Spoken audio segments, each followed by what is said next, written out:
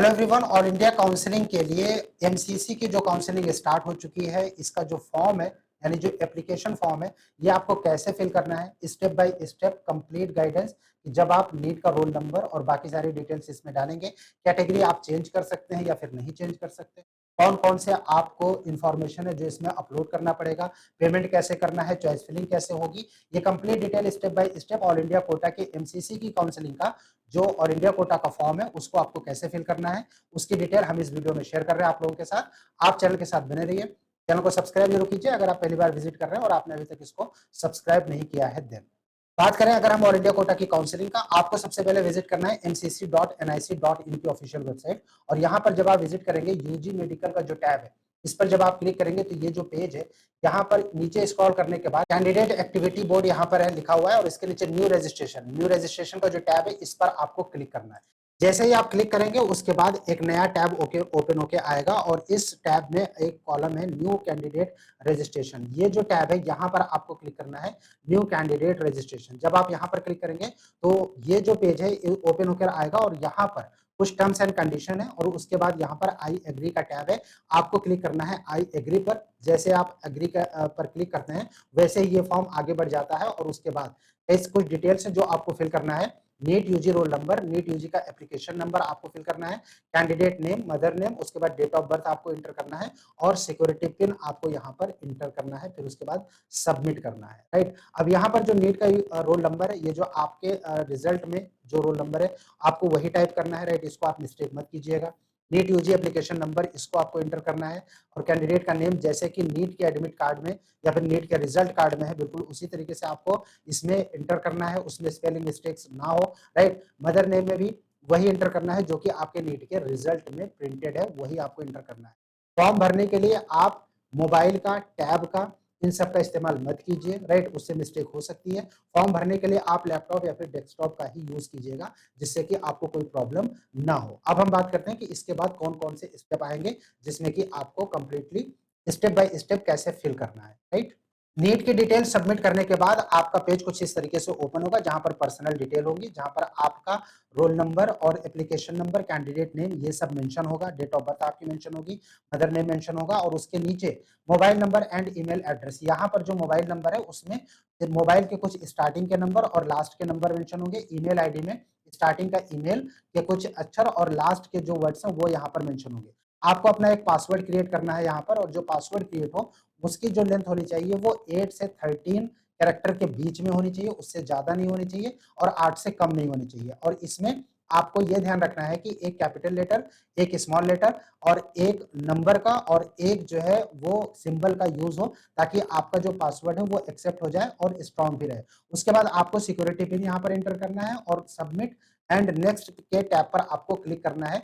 जैसे ही आप क्लिक करेंगे कुछ इस तरीके से पेज ओपन होकर आएगा, एक पॉपअप विंडो आएगी जहां पर inter mobile one time password, यानी आपने जिस मोबाइल नंबर से नीट में रजिस्ट्रेशन किया था उसी मोबाइल नंबर पर आपका पासवर्ड जाएगा। मोबाइल का वेरीफाई होना जरूरी है। ओटीपी जाएगा, ओटीपी आपको जो रिसीव होगा उसको आपको यहाँ पर एंटर करना है या फिर आपके ईमेल आईडी पर भी अगर जो है ओटीपी आता है तो आप उसको यहाँ पर इंटर कर सकते हैं। ऐसे कैंडिडेट जिनके पास मोबाइल का एक्सेस नहीं है, जिन्होंने पहले नीट के एप्लीकेशन में जो मोबाइल नंबर दिया था वो अब नहीं है, तो उनके पास ईमेल होगा और उस ईमेल पर ओटीपी जाएगा और ओटीपी आपके ईमेल पर जो जाएगा उसको आप यहाँ पर इंटर करके सिक्योरिटी पिन यहाँ पर इंटर करके आप इसको वेरीफाई एंड फाइनल सबमिट कर सकते हैं जिससे आपका एप्लीकेशन आगे बढ़ जाएगा।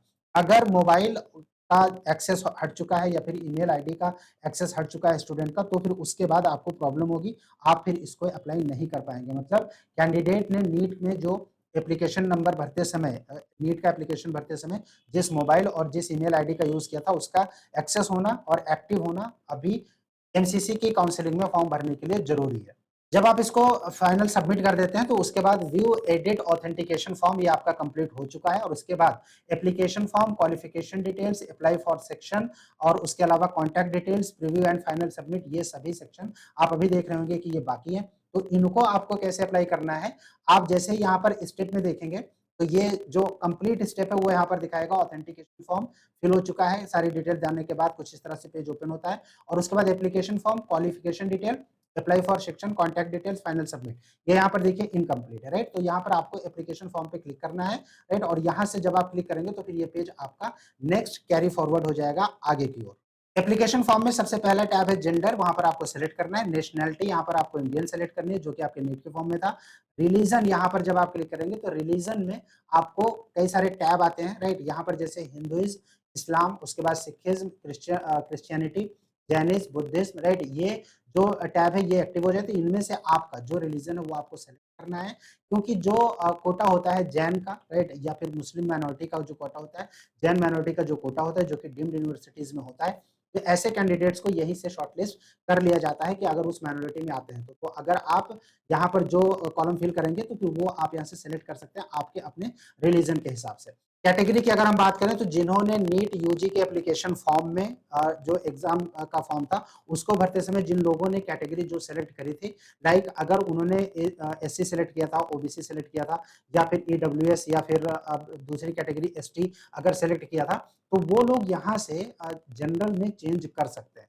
यानी अगर आप चाहें तो जनरल में इसको चेंज कर सकते हैं। यहाँ पर वो कैटेगरी डिफ़ॉल्ट शो होगी जो आपके नीट के रिज़ल्ट में है, राइट? और यहाँ पर जब आप क्लिक करेंगे तो फिर आप यहाँ से सेलेक्ट कर सकते हैं। अगर आप जनरल में चेंज करना चाहते हैं तो फिर आप यहाँ से कैटेगरी को चेंज कर पाएँगे। सब कैटेगरी की डिटेल्स यहाँ पर आती है कि पीडब्ल्यूडी के लिए यानी पर्सन विद डिसेबिलिटी, तो यहाँ पर नो था, कैंडिडेट का जो फॉर्म भरा गया यहाँ पर नो है, तो नो है। अगर येस है तो फिर यहाँ पर येस, इसको भी आप चेंज कर सकते हैं। पीडब्ल्यूडी के ऐसे स्टूडेंट जो normal as a general candidate apply करना चाहते हैं, वो यहाँ पर येस सेलेक्ट करके फॉर्म को आगे कैरी फॉरवर्ड कर सकते हैं, राइट?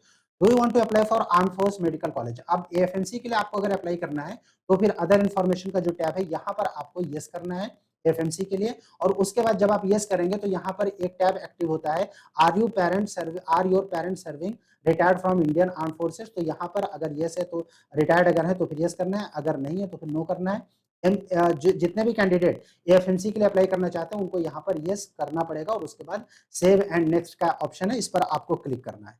जब आप क्लिक करेंगे तो क्वालिफिकेशन डिटेल की जो टैब है वो ओपन होके आएगी, और यहाँ पर 12th और इक्विवेलेंट डिटेल्स, 12th और इक्विवेलेंट डिटेल्स में सबसे पहले आपसे ये पूछा जाएगा कि किस स्टेट या स्कूल से आपने जो 12th है वो कंप्लीट किया है। दिल्ली के जितने भी स्टूडेंट्स हैं, यहाँ पर टोटल जो ऑप्शन आते हैं, टोटल 4 ऑप्शन आते हैं। पहला है जामिया मिलिया इस्लामिया न्यू दिल्ली, दूसरा है institute of Delhi other than Jamia, Aligarh Muslim university Aligarh और अदर। जो स्टूडेंट्स जिन्होंने दिल्ली से 11th-12th किया है उनको NCT of Delhi other than Jamia select करना है। ऐसे स्टूडेंट जिनका जामिया मिलिया इस्लामिया से उन्होंने किया हुआ है, राइट? वहाँ के ऑर्गेनाइजेशन, तो उनको वहाँ पर जामिया मिलिया इस्लामिया सेलेक्ट करना है, जिससे कि उनको इंटरनल कोटा का बेनिफिट मिलेगा। NCT of Delhi other than Jamia यहाँ पर क्लिक करना है दिल्ली के ऐसे स्टूडेंट्स को जिन्होंने 11th-12th दिल्ली से किया है, क्योंकि यहाँ पर जब आप क्लिक करेंगे तभी आपको कंसीडर किया जाएगा दिल्ली के स्टेट कोटा के लिए।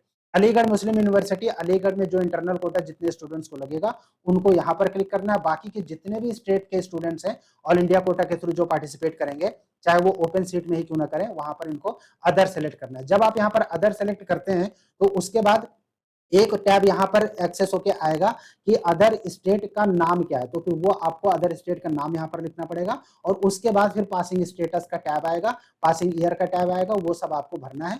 रोल नंबर आएगा वो आपको फिल करना है, पासिंग स्टेटस आपको डालना है, जो पासिंग स्टेट है वो आपको सेलेक्ट करना है, और उसके बाद स्कूल का जो नेम है वो आपको सेलेक्ट करना है यहाँ पर, या स्कूल का नाम आपको फिल करना है, और स्कूल का जो पिन कोड है उसको फिल करना है। ये सारी डिटेल डालने के बाद आपको क्लास 12th के मैक्सिमम मार्क्स सब्जेक्ट वाइज और जो ऑब्टेन्ड मार्क्स है वो आपको यहाँ पर इंटर करना है, और आपका जो परसेंटेज है वो यहाँ पर कैलकुलेट होके आ जाएगा। यहाँ पर institute university eligibility, AIIMS institute के लिए जो एलिजिबिलिटी क्राइटेरिया है 10+2 में फिजिक्स केमिस्ट्री एंड बायोलॉजी के लिए वो यहाँ पर शो होता है कि जनरल ईडब्ल्यूएस के लिए 60% प्लस चाहिए, एससी एसटी ओबीसी के लिए 50% प्लस चाहिए, पीडब्ल्यूडी जनरल ईडब्ल्यूएस के लिए 45% चाहिए, और जो पीडब्ल्यूडी एससी एसटी ओबीसी इनके लिए 45% या फिर उसके ऊपर चाहिए। तो ऐसे कैंडिडेट जिनका 60% है जनरल ईडब्ल्यूएस का, राइट, के कैंडिडेट हैं और वो 60% है क्लास 12th में फिजिक्स केमिस्ट्री और बायोलॉजी में, तो फिर वो एम्स के लिए एलिजिबल हो जाएंगे, राइट। अब कौन से कॉलेजेस के लिए आप एलिजिबल हैं, ओपन सीट के लिए एलिजिबल है या नहीं है, वो नेक्स्ट स्टेप में आपके जो कंप्लीट एप्लीकेशन फॉर्म होगा वहां पर शो होके आ जाएगा। ये सारी डिटेल इंटर करने के बाद आपको सेव एंड नेक्स्ट पर क्लिक करना है और ये फॉर्म आगे कैरी फॉरवर्ड हो जाएगा। सबसे मोस्ट इंपॉर्टेंट जो है अप्लाई फॉर सेक्शन, यहाँ पर आपको उन सेक्शन को सिलेक्ट करना है जिसके लिए आप अप्लाई करना चाहते हैं। लाइक जैसे कि ऑल इंडिया कोटा 15% के लिए अप्लाई करना है, यहाँ पर आपको टिक करना है। ओपन सीट, एम्स के जितने भी कॉलेजेस हैं, राइट, और BHU open, AMU open, JIPMER open, Jamia open की जो सीट्स हैं, इन सब में अप्लाई करने के लिए आपको यहाँ पर टिक जरूर करना है। अगर आप ओपन सीट पर टिक नहीं करेंगे तो फिर आप एम्स की सीट के लिए एलिजिबल नहीं रहेंगे, यानी एम्स की जो सीट है वो आपके सामने चॉइस फिलिंग में नहीं आएगी। ऑल इंडिया कोटा के 15% के लिए यहाँ पर टिक करना है। ऐसे कैंडिडेट जो बीएससी नर्सिंग सेंट्रल इंस्टीट्यूट के लिए ओपन सीट के लिए बीएससी नर्सिंग के लिए अप्लाई करना चाहते हैं, उनको यहाँ पर टिक करना है। डीम्ड यूनिवर्सिटीज पे सिर्फ उन्हीं को टिक करना है जो डीम्ड यूनिवर्सिटीज के लिए इंटरेस्टेड है।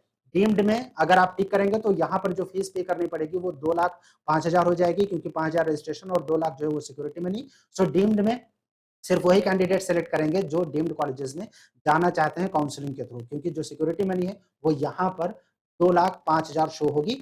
इस फॉर्म में अगर हम बात करें तो कैंडिडेट क्योंकि रिजर्व कैटेगरी के हैं, यहाँ पर 5500 शो हो रहा है। अगर आप जनरल कैंडिडेट हैं और ऑल इंडिया सेलेक्ट करते हैं, ओपन सीट सेलेक्ट करते हैं और उसके बाद आर्म फोर्स आपने ऑलरेडी सेलेक्ट कर रखा है, तो फिर उस समय यहाँ पर 11,000 का ऑप्शन आएगा पेमेंट करने के लिए। सो इस कॉलम को आपको थोड़ा सा ध्यान से फिल करना है कि जिस काउंसलिंग के लिए आप इंटरेस्टेड हैं, आपको सिर्फ वहीं पर टिक करना है, राइट। उसके बाद आपको सेव एंड नेक्स्ट पर क्लिक करना है। जब आप क्लिक करेंगे तो उसके बाद आपके कॉरेस्पॉन्डेंट एड्रेस की डिटेल आएगी, जिसमें आपको अपने विलेज का या फिर आप जहां रहते हैं उसका कंप्लीट एड्रेस आपको एंटर करना है। उसके बाद स्टेट सेलेक्ट करना है, यहाँ पर डिस्ट्रिक्ट सेलेक्ट करना है, पिन कोड आपको डालना है, राइट। और उसके बाद सेम एज कॉरेस्पॉन्डेंट एड्रेस, यानी परमानेंट एड्रेस और कॉरेस्पॉन्डेंस एड्रेस अगर आपका सेम है तो फिर आपको यहाँ पर क्लिक कर देना है, जिससे कि दोनों ही एड्रेस में आपका सेम एड्रेस जो है वो फिल हो जाएगा। आपका जो अल्टरनेट कॉन्टैक्ट नंबर है वो भी आपको यहाँ पर डालना है और अल्टरनेट ईमेल आईडी भी आप यहाँ पर इंटर कर सकते हैं। इसके बाद आपको सेव एंड नेक्स्ट पर क्लिक करना है और ये फॉर्म आपका फिर प्रीव्यू एंड फाइनल सबमिशन की ओर कैरी फॉरवर्ड हो जाएगा। Do you want to save, ये प्रॉम्प्ट बार-बार आएगा, राइट? यहाँ पर जैसे ही आप एप्लीकेशन फिल करेंगे तो बार-बार ये प्रॉम्प्ट आएगा, do you want to save? आपको येस पे क्लिक करेंगे तो ये फॉर्म आपका आगे बढ़ेगा। जब आप येस पर सेलेक्ट करते हो तो उसके बाद आपका जो कंप्लीट एप्लीकेशन फॉर्म है, जिसमें आपका ये नीट यूजी का roll number, application number, candidate name, mother name जो भी आपने एंटर किया है, आपका डेट ऑफ बर्थ, रिलीजन, उसके बाद कैटेगरी जो आपने सेलेक्ट कर रखी है, वो सब कुछ, और जो कैंडिडेट की फोटोग्राफ है वो भी आ जाती है, राइट। इसके अलावा ऑल इंडिया रैंक जो आपकी है वो यहाँ पर मेंशन होकर आ जाती है, कैटेगरी डिटेल्स यहाँ पर आ जाती है, क्वालिफिकेशन डिटेल्स यहाँ पर आ जाती हैं। इसके अलावा जो भी आपने स्कूल्स के इन्फॉर्मेशन आपने दे रखी है वो कंप्लीट डिटेल यहाँ पे आ जाती है, राइट। ये पूरा कंप्लीट जो एप्लीकेशन फॉर्म है वो शो हो जाता है, जिसको कि आप वेरीफाई कर सकते हैं। वेरीफाई करने के बाद एड्रेस और जो काउंसलिंग का कोटा आपने सेलेक्ट किया है वो भी यहाँ पर आ जाता है, तो आप इसको एक बार चेक कर सकते हैं। चेक करने के बाद यहाँ पर डिक्लेरेशन का टैब है, डिक्लेरेशन में आपको टिक करना है और उसके बाद सेव एंड फाइनल सबमिट कर देना है। अगर आपसे कोई मिस्टेक यहाँ पर हुई तो फिर आप प्रीवियस कर सकते हैं, प्रीवियस करके आप इनको फिर से आप फॉर्म को फिल कर सकते हैं, जो जितना कि एडिट करने का ऑप्शन यहाँ पर आएगा फाइनल सबमिट होने से पहले। उसके बाद आपको सेलेक्ट करना है डिक्लेरेशन पे, डिक्लेरेशन पे सेलेक्ट करने के बाद आपको जो फाइनल सबमिशन का टैब है उस पर आपको क्लिक करना है। तो उस जब आप क्लिक करेंगे तो वहाँ पर एक विंडो जो है वो ओपन होके आएगी, पॉपअप विंडो, कि this credential will be used for seat allotment, so kindly verify all details right carefully before submission. तो अगर आप कॉन्फिडेंट है कि हाँ हमारी सारी डिटेल कंफर्म है तो उसके बाद आपको यस, जब आप क्लिक करेंगे तो उसके बाद जो टैब है, जो यानी विंडो है, वो कुछ इस तरीके से ओपन होके आएगा। यहाँ पर टोटल अवेलेबल चॉइसेस अभी 0 दिखा रहा है, कुछ भी नहीं दिखा रहा है। फिल्ड चॉइसेस कुछ नहीं है, अनफिल्ड चॉइसेस नहीं है, चॉइस लॉकिंग स्टेटस यहाँ पे कुछ नहीं है। ये एज इट इज रहेगा जब तक कि आप फीस पेमेंट नहीं करेंगे। फीस पेमेंट के लिए पे रजिस्ट्रेशन फीस का एक टैब है बिल्कुल टॉप के लेफ्ट कॉर्नर में, यहाँ पर आपको क्लिक करना है और क्लिक करने के बाद जो विंडो है कुछ इस तरीके से ओपन होके आएगी और यहाँ पर सेलेक्ट मोड ऑफ पेमेंट आपको ऑनलाइन सेलेक्ट करना है और आपको यहाँ पर आई एग्री पे क्लिक करना है कैंडिडेट कंसेंट में और उसके बाद इसको क्लिक कर देना है और ये ऑनलाइन पेमेंट का ऑप्शन एक्टिव हो जाएगा, जिसको कि आप पेमेंट कर सकते हैं।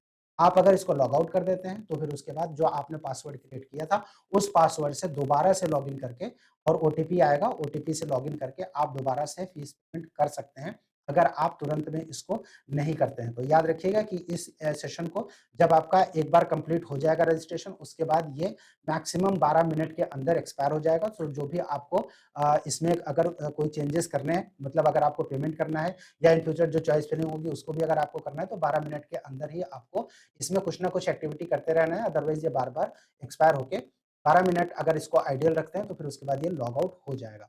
सो इस तरीके से आप इस फॉर्म को फिल कर सकते हैं। फॉर्म को फिल कीजिए। ये step by step complete form fill करके आप लोगों को बता दिया गया है कि आपको ये फॉर्म करना है।